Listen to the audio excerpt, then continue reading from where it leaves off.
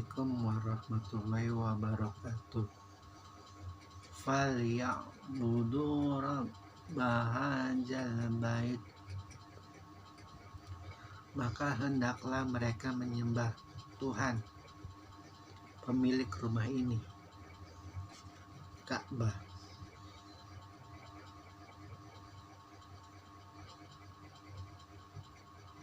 Allah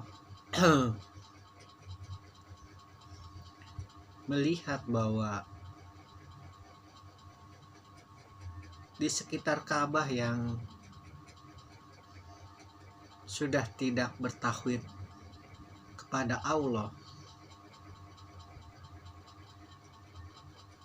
Allah menyampaikan kepada Rasulullah melalui surat Quraisy untuk mengingatkan kepada mereka kembali menyembah pemilik yang paling sejati, pemilik rumah ini, yaitu Allah Subhanahu wa Ta'ala, bukan berhala-berhala mereka. Setelah Allah menjelaskan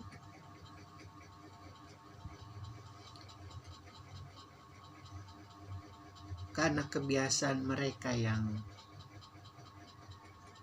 suka bepergian di kala musim dingin dan musim panas, baik itu hendak berdagang terutama ataupun sekedar melancong, untuk ingat bahwa kenikmatan-kenikmatan berupa kebanggaan sebagai orang Quraisy, kebanggaan sebagai orang yang bernasab hingga sampai Ibrahim, untuk kembali mentauhidkan hati, pikiran, dan hawa nafsu mereka. Karena sekali lagi Allah sangat tidak suka dengan yang namanya paganisme.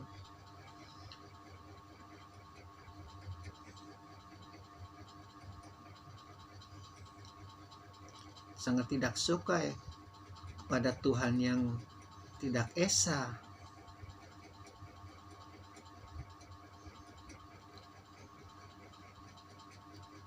Allah ingin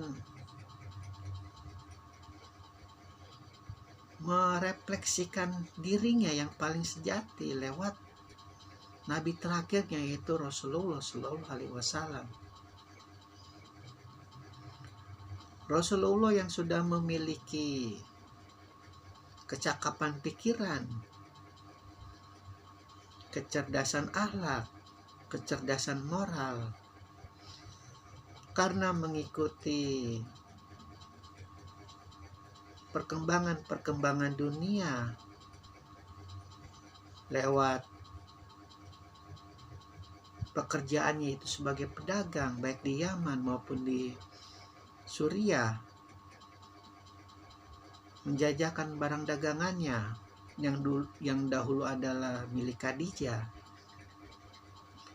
milik Abu Thalib. Sekarang karena Khadijah sudah meninggal,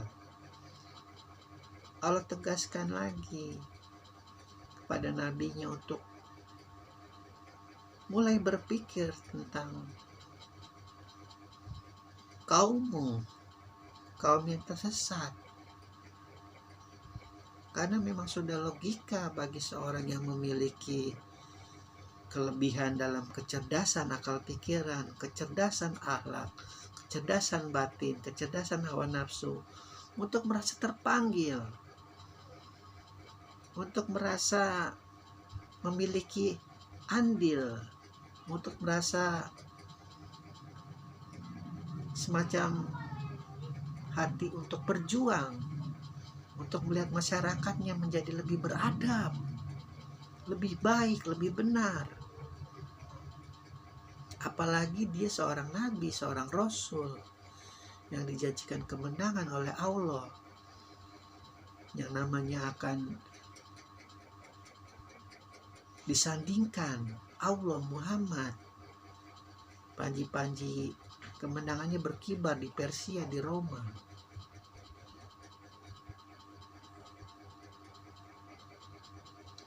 sebagai tahap langkah kita untuk berjuang, kita harus mengenal diri kita dahulu, mengenal suku-suku kita, mengenal asal-usul diri kita. Itu yang menjadi pegangan dalam perjuangan. Pun begitu Rasulullah diajarkan oleh Allah tentang sukunya yang mulia, yaitu Quraisy, yang memiliki akhlak yang baik seperti kakeknya Abdul Muthalib bin Abu Thalib, pamannya.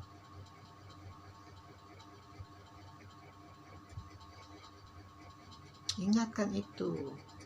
Ada kaummu yang lupa bahwa pemilik Ka'bah yang sejati adalah Allah Subhanahu wa Ta'ala. Namanya kini disejajarkan dengan Lata dan Huja, dengan dewa-dewa pagan Arab lainnya.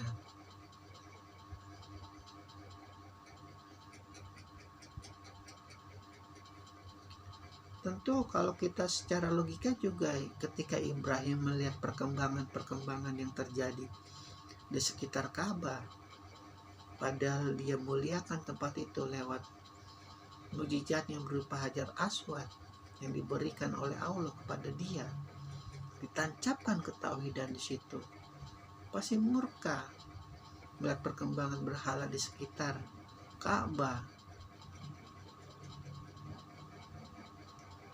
Doanya yang dahulu diucapkan agar anak-anaknya kelak menjadi bintang-bintang yang menerangi umat manusia di kala malam, di kala gelap,